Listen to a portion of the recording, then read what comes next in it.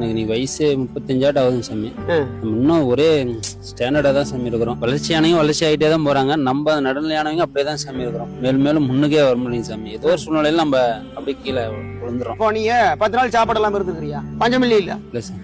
நீ famine of இந்தியான்னு போட்டு பாரு. 1865 வந்த பஞ்சத்தை பாரு.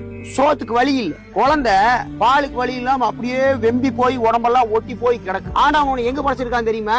ஒரு வளர்ந்த நாட்டுல, வளர்ந்த சமுதாயத்துல நல்ல ஆரோக்கியமான உடம்பு அஜித் மாதிரி கலரோட படிச்சிருக்காரு. நான் கூட கருப்பா இருக்கிறேன், கண் பார்வை நல்லா தெரியுது. சோத்துக்கு ஆண்டவன் வழி கொடுத்துறேன். உன்னை கூட இப்போ இங்க இருக்கிற பெங்கால்காரனுக்கு வந்து ஒரு நாளைக்கு 350 ரூபா தான் கூலி. அவங்களோட நீங்க தினம் 1000 ரூபாய் சம்பாதிக்கிறீங்க, சம்பாதிக்கிறீங்க. உண்ண உணவு இருக்க இடம், சண்டை சச்சரவு இல்லாத குடும்பம். இதுதான் மனநிறைவான வாழ்க்கை. நீ இன்னொருத்தரை பார்த்தா நீ என்ன பண்ற? நீ டெவலப் ஆகலின்னு நினைக்கிற. உனக்கு கீழே இருக்கிற நீ பாக்குறதே இல்லையே. நீ பைக்ல தானே வந்த, நடந்து போறவங்க கண்ணுக்கு தெரியுறானே. அவனெல்லாம் யாரோ ஆனந்தமான வாழ்க்கை வாழ்றதுக்கு இந்த உலகத்துல எல்லா பொருள் இருக்குது, உணவு இருக்குது. உன்னோட ஆசைக்கு தகுந்த பொருள் இந்த உலகத்துல இல்ல.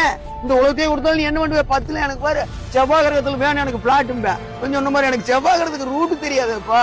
புரியுதா? நீ ஆனந்தமா வாழணும் அப்படின்னா நம்ம இருக்கிறதே போதும். அடுத்தவனாட்ட வாழணும் அப்படின்னா தான் உனக்கு பத்தாது, உனக்கு துன்பம் வந்து சேரும்.